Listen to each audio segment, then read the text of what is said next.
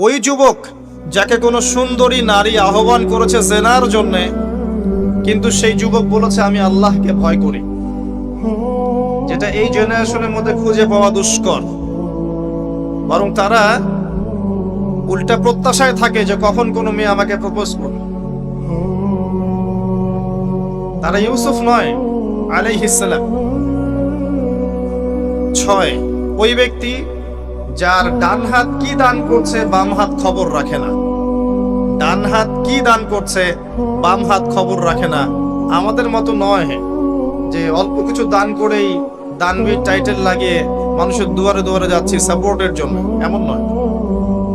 7, ওই ব্যক্তি যে নীরবে নিভৃতে আল্লাহর কথা স্মরণ করে এবং আল্লাহর কথা স্মরণ করতে করতে তার চোখ দিয়ে অশ্রু প্রবাহিত হয়।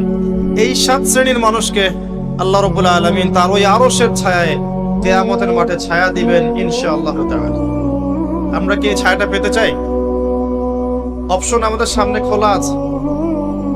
আমরা কিন্তু ওই যুবক হতে পারি, ওই 2 ব্যক্তি হতে পারি।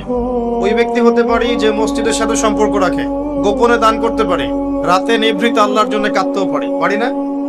সব সুযোগ আমাদের সামনে আছে। আল্লাহ চাইলে আপনি ন্যায়পরায়ণ বাদশাও হতে পারবেন ইনশাআল্লাহ, যদি আল্লাহ আপনার তাকদিরে লিখে রাখেন।